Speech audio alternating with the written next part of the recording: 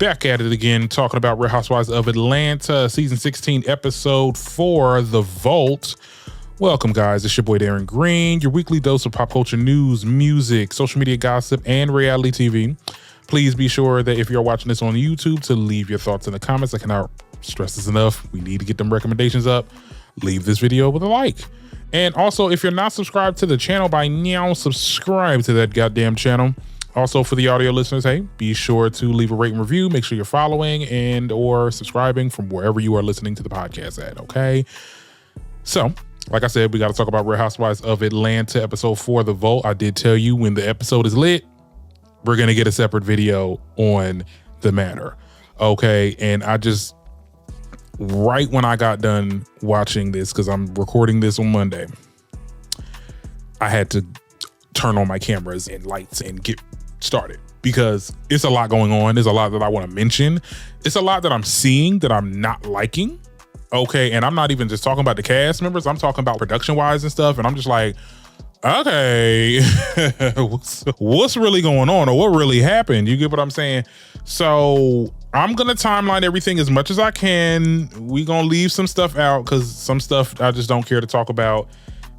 Some people I don't care to talk about, you know what I'm saying, until it's time to talk about them, okay? And with further ado, let's get into this timeline. It starts off with Angela working out with Brittany Edie. We get a little moment right there. She was talking about how her mother and husband, well, Angela was talking about how her mother and husband were arguing over cleaning and dealing with trials and tribulations with the mother-in-law and her husband and all this other stuff, getting into it. And that all that was good. Angela is having a get together. She mentions that it's going to be at the bank, which we'll get into that a little bit later, of course. But she talks about how she wants to invite everybody. And she brings up Shamia and says, I really feel like we really started off on bad terms and hopefully we can be able to mend the bond and this, that, and the third. Brittany Edie's like, yeah. And she starts to get into Kenya saying, I don't know what's going on with Kenya. Here is my thing. And we can start this video off with this because I'm already letting you know how I feel about Miss Brittany Edie girl. I'm not liking her. I'm not liking her. And I feel bad about the whole revenge porn thing. We're going to get into that. We're going to get into that in the next episode, as you can tell. But I don't like that girl. It's something about her I don't like. She got like a nasty ass attitude. She gives very much baddies. She gives love and hip hop. And I don't mean to sound elitist, but we just going to have to talk. We just really going to have to talk right now. I have to be completely honest. I cannot lie. Like, I'm not liking this girl at all. And she does give like, I don't know, like she wants to start problems and stuff like that. She starts talking about Kenya. At the end of the day, what do you really have against Kenya? Kenya didn't even touch you yet. Like, you know your parents' child, you get disciplined by your parents, and then you know the whooping is coming, child. And you over here boo-hooing and crying, you know, their parents say, I ain't even touched you yet. That's what it's giving now, because Kenya okay, she talked about your damn wedding band and has not addressed you ever since. Y'all been cordial. What is your problem? Every episode, like she's making this a bigger situation than what it already is. We've seen Kenya be very vicious and very vulgar when it comes to coming for these ladies. But Brittany Edie, girl, what is the tea? Is there something that was cut out or something? So yeah, I don't understand why she brought up Kenya. So that's going to be a thing when we get into the dinner. The scene cuts to Shamia. She's working on a song that sounds good. I had no idea that she worked with Carrie Hilson. That was, you know, she's a roundaway girl, okay? Like, she did a lot of things. You get what I'm saying? She is not just a housewife, okay? She wears many hats and she had many lives, child. Next thing you know, she's going to be a firefighter. I'm telling you right now. But she talks about Angela, basically saying that she wants to, I feel bad for what I said, called her LaToya Jackson, this, that, and the third. They really ain't got no beef with each other, child. It was a miscommunication. At the end of the day, Angela is Drew's friend and Shamia, your Porsha's friend. And the friends are beefing with each other. The friends of the friends are beefing with each other. It ain't no real beef, child. And what annoyed me was they got the person cutting the grass. I'm like, I'm hearing the grass getting cut more than the conversation. I'm like, what's going on? If you don't tell them people to stop for a second while they taping, you know it's only going to take a couple minutes to tape because nothing really is talked about here. Anyway, another scene I want to talk, Porsha in this damn meeting, girl. Let's talk about that for just a little bit because she's talking about rebranding her bedsheet brand. Okay, she wants to do more home decor. I'm like, okay, Sheree. And we're going to get that in spring, summer. She then starts talking about her Go Naked hair brand. And one of the workers mentioned Drew, right? And when she mentioned Drew, right, apparently this representative was like, oh, well, Drew wanted to speak with me. She had her and Dennis, like, we're talking about, we want to support Drew in her music venture and all this other stuff. Why are you talking to Porsha's people about what Drew got going on with her music and all? I thought that was very weird. On Porsha, girl, this whole scene seemed very coached, and I'm not gonna hold you. Porsha was getting on my nerves too. We're definitely gonna get into that a little bit later. This seems very doctored, and it seems like Porsha told that man to say that because what is the correlation with Drew, Porsha's rep, and Dennis doing some goddamn music? I don't get it. I don't understand.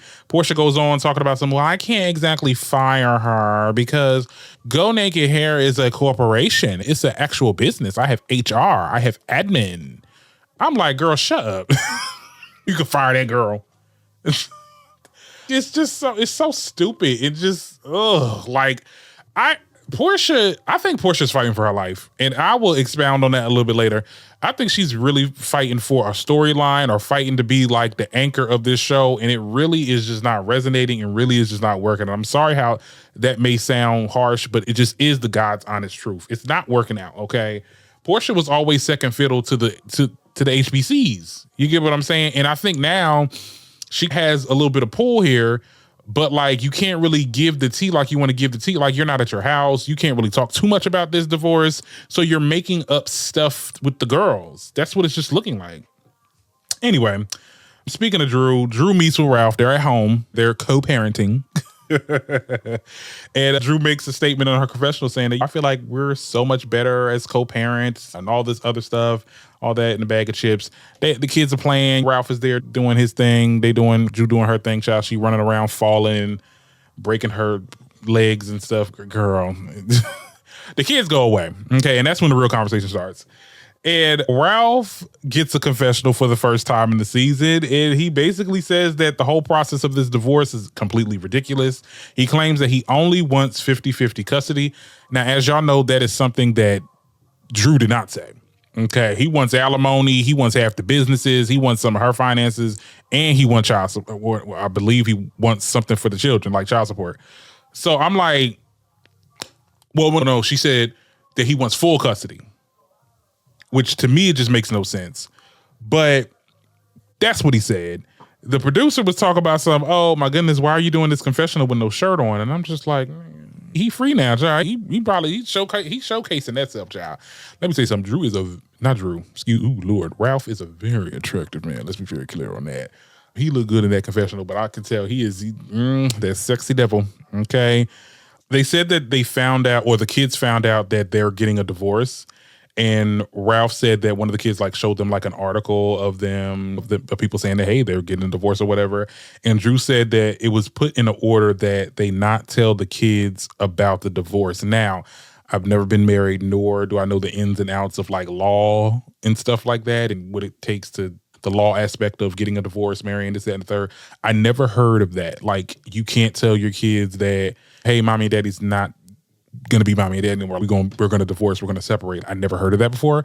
Maybe that's just some rich thing, because at the end of the day, when the family feuds, honey, everybody in the family now. You get what I'm saying? It's on Front Street. So I don't know how you're supposed to keep that information, especially when these people are celebrity, air quotes, these are E-list celebrities. They go to school. They got kids that watch TV, that got parents that know, ooh, my son go to the same school the girl from Housewives do. And the kids probably telling the other kids, yeah, your parents getting a divorce, I heard. I think that's doing such a disservice to the kids because they are blindsided because they have to go into the world and find out that their parents are divorcing before their parents actually telling them. I don't think that's true. I think that Drew is lying, but I could be wrong. It could be a real thing. Please, somebody tell me in the comments if that's the thing. I never heard of that before. So what else happened, child? Now, Ralph rags on Drew for saying, well, you like to send me a lot of these articles about narcissists. I'm not a narcissist. And then Drew was like, no, you are a narcissist. She gets in the confessional, child, and the producer asks her, girl, what's the definition of a narcissist? This girl had to pull out her phone.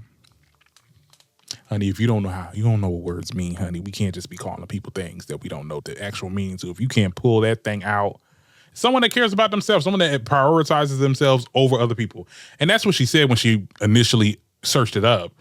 But I'm like, dang, girl, you over here sending people articles about narcissism, girl. Did you read the article that you sent to freaking Ralph? It's just so, Drew is, I can't hate Drew. She's so dumb. But at the end of the day, like, Drew, she's just, girl, how you don't know what I think she's worse than Porsha when it comes to, you know how what Porsha used to come on the show and she was like, people said she was a little dumb. I think Drew got her beat, honestly, and that's saying something, child.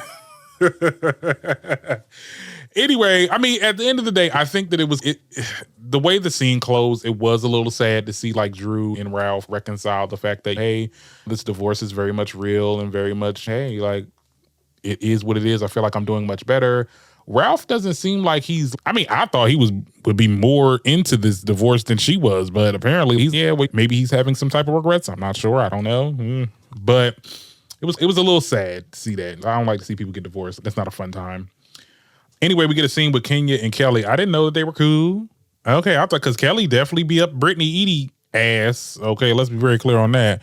So I was very surprised to see that they did a scene. And we get to see Kenya Moore hair salon or whatever. And it looks nice. It looks very much like Kenya. And Kelly brings a bodyguard to the scene, essentially. And she gets into the details, basically saying it's because of her ex. She actually has a restraining order on him now. He threatened to off her in court. They held him in contempt, and the judge granted her the restraining order. But this has all to do with like business and stuff like that. When they were together, they started the businesses that she was explaining in the previous episodes. And basically after the divorce, no, these are mine. And she ended up just taking over it. And I guess he didn't like that. I mean, yeah, because he got to start like bottoms up, like, you get what I'm saying, to get back into another business. So he wants to obviously keep the businesses that they made together, but that ain't how the shit work. You should have had your businesses in order. The fact that he threatened her in court, like allegedly, because it's her words, but that's crazy. That's wild. Who the hell you married, child? Anyway, they have a heart to heart. And Kenya gets emotional, and I thought she was joking when she said, I blew my whole child's college education on this spa. And I thought she was joking, but she started crying. And then she really was like, yeah, I'm really scared. Like, how do I get people in? I'm like, we having these questions now. She said she's like $400,000 in. And I'm like, in the hole? Or you spent $400,000? I didn't get that part. You get what I'm saying? And I'm like, girl, look, Kenya is a declarated former Miss USA. I mean, she's been on Housewives for so many years. You don't have a base that's already, people are not going to just, you haven't even opened it yet.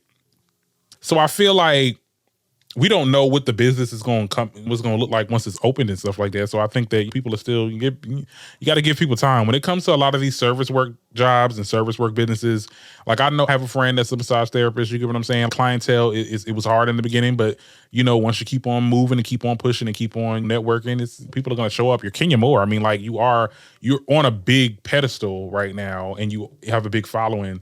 People are going to show up. You get what I'm saying? So, and you had your hair care businesses for so long. So those fans are probably, that's in the Atlanta area, will probably show up for you. But I don't know, child. I thought that was very telling of her crying. And first of all, she'll never get emotional in front of fresh meat. She'll never show her true colors with new girls. So Kenya really must be scared. And this really must be a hard decision for her. Anyway, we get a meeting with Brittany and the sister. Do not care about that. We'll move on. We get Drew in the studio. Sorry, Drew. I don't care about that. I don't care about you having a couple seconds doing this damn song and then you over here talk about, oh, Dennis, we got to talk. Everybody got the room. Like, girl. Anyway, we get to the bank. Because that's the moment we've all been waiting for, child. Look, that's the moment we have all been waiting for. So they get to this restaurant. Let me just say, the restaurant is cute. I love how the door opens. It's like a big old vault or whatever. And I know everybody's anticipating this showdown with Kenya and Brittany Edie, and we will get into that. Don't you worry. But let's talk about how Porsha was a whole weirdo this entire time. Like Like, first of all, her confessional coming up in there talking about some, oh, I only know Bankhead. I don't know nothing about the bank. Like it gave very much, girl, this is the ghetto. That was her, who child, the ghetto moment. That was her, she trying to have a Nene moment. I'm just like, girl, you got to be authentic with it. Kenya strays away from wearing black. Girl, don't be shady. Like, you ain't always gonna be shady. I don't have any black clothes. I don't know what you guys are talking about. She's sitting next to Brittany Edie now. She goes in for a little hug, and it was a little church hug. I don't know you. I don't like. I'm sorry if anybody ever got offended because I don't hug. I'm not a hugger anyway. If I'm hugging you, that means I like you.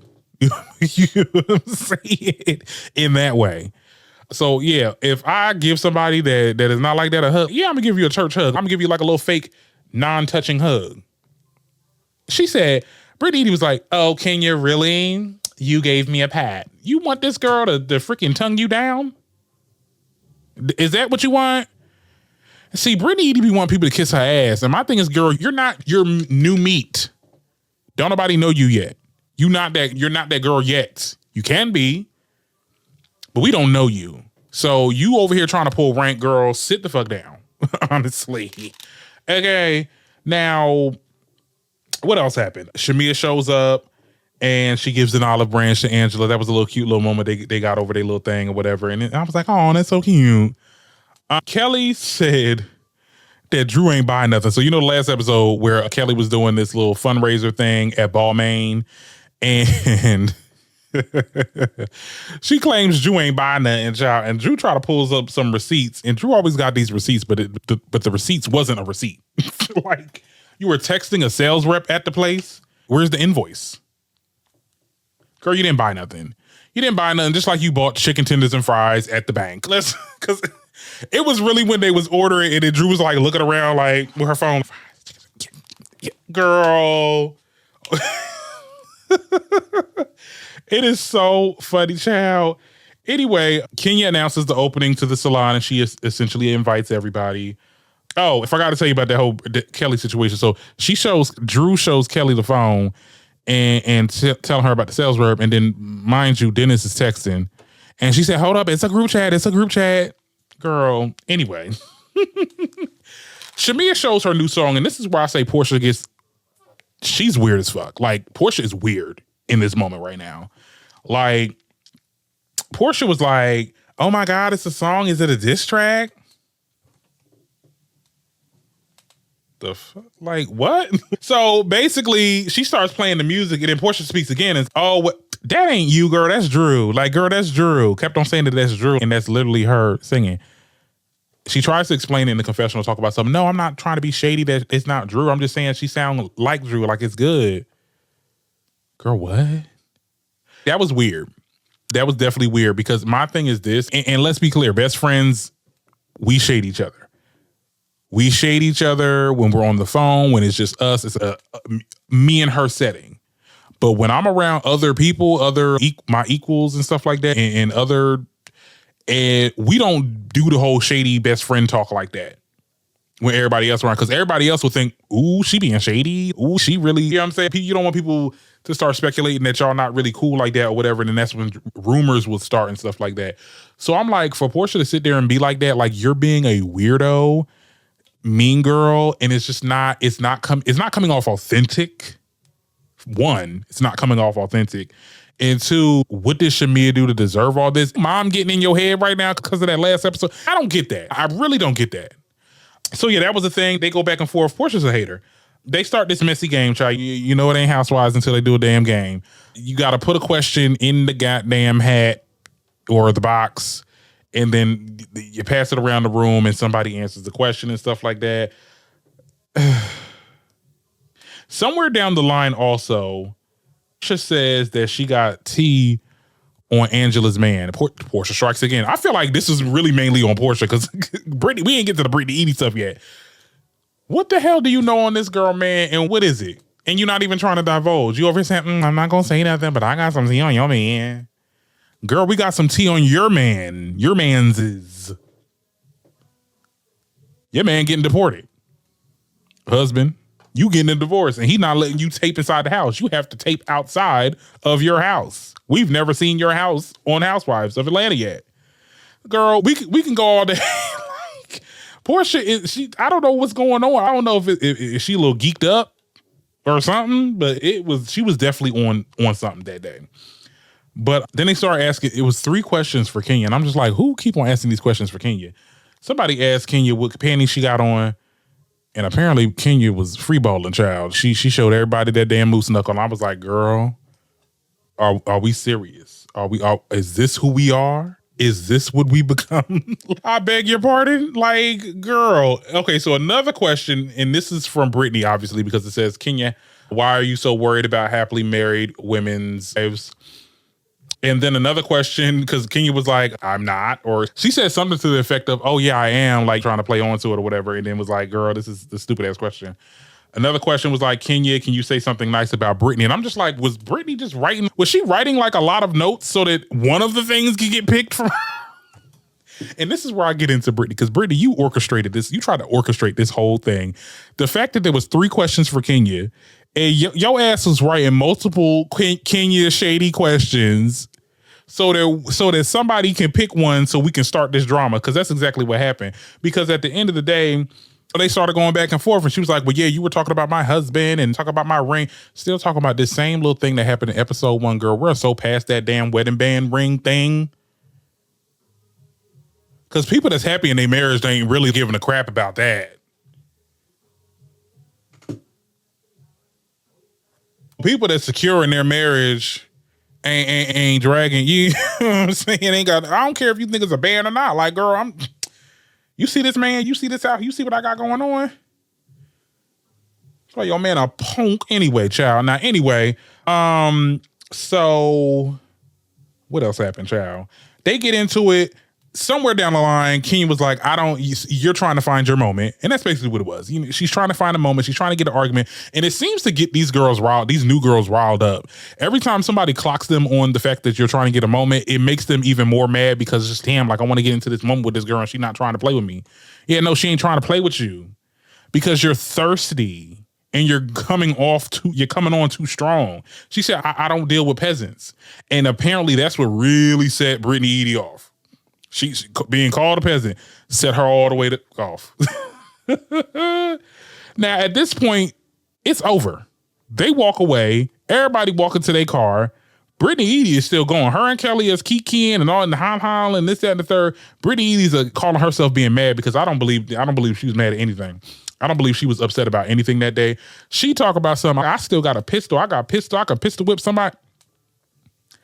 I'm sorry, on this show, are we talking about guns on this network? It went from Real Housewives of Atlanta to baddies, and real quick, because at the end of the day, I don't know where you from, but we don't do shit around here like this. You better go ahead, talk to Mona and them, go over there. Because I don't know what you got going on over here. Husband spawned out of nowhere, child. She said, where's my husband? Where's my husband? Girl, don't nobody want that punk. Ain't nobody worried about that punk. Like, she was pissing me off. Like, it got me so riled to make this video. But you know what? We're going to get next episode. It's going to be the salon scene. That's the only thing that I'm looking forward to with the next episode. You'll get a separate breakdown for that as well. And a lot of people are talking about this on TikTok, so I just want to bring this to the forefront. It's very weird how they're doing this season, because after this episode, we're likely never going to see Kenya again on the season, right? And I think some of this shit is doctored. You get what I'm saying? Okay, yes, Kenya did what she did. You know, she showed pictures, and we see the little flashcards, we see the little boards she was holding up of pictures of Brittany Edie. But I think, oh girl, oh my God, y'all about to call me hypocritical. You know, when somebody picks on you and pick, and then you blow up, and then you're the one that gets in trouble. I think we're seeing that here with Kenya. Like, these last couple episodes, I mean, it's only been what? But this is the 3rd episode, 4th episode? Yeah, the 4th episode. Brittany Edie has been putting little seeds and little things, about Kenya, And Kenya blew up. Now, granted, I don't think that what Kenya did was right. She should never did that. You played into it. You played into it and you got fired. I just don't like the way this looks. I don't like the way it looked. I don't like the way it looked. And without Kenya, it really, I'm telling you right now, it's going to be a lot of episodes that's just going to be talked about on the Wednesday show if when Kenya leaves and this shit is dry. I'm just letting y'all know. Kenya did make a tweet with last night's episode, and she basically said being the longest standing Real Housewives of Atlanta member threatened with whips and pistols by a newcomer 3 weeks into filming. Seeing this obsession play out is scary. I wanted protection and assurance that the threats would be taken seriously. I may be strong, but I'm not bulletproof. # Real Housewives of Atlanta. And I think that, yeah, we should not look past the whole pistol whip comments. We don't know where this girl is from. I never heard of this girl a day in my life. I don't know if if she IG famous. She looked like an IG model. She looked like she been through some stuff. She looked like, we don't know what this girl is capable of. Nobody knows her, but I mean, I'm pretty sure they did their little background checks over there at Bravo. But she talk about pistols. Revenge porn is bad too. But like, girl, that's threats. That's like she's about to do bodily harm. I don't know. I think this is very weird. I don't like how they're taking Brittany Edie's side. I said that last episode, and I really am saying that now. I don't like this. Okay. And I think I find it unfortunate that Kenya is being kicked out of this role. I think she need to come back. I think they need to bring her back. Because she has definitely, with this situation that's about to happen next episode, it's going to be the talk of the season. So I don't know how y'all can whisk and fade her all y'all want in the end. But what are we really talking about? Look, at the end of the day, guys, please tell me what you think in the comments. I will be back with the next installment of this. So maybe y'all come. It's going to be tentative on Wednesday. I'm not seeing any topics and stuff like that. I'm not really seeing stuff going on this week, child. But if something comes up, I might do a little episode that's me free reign talking and stuff like that. And I might just end up doing that because I'm not really seeing any topics brewing other than the topics I already talked about. But we will see you when we see you, okay? Be sure to leave a comment.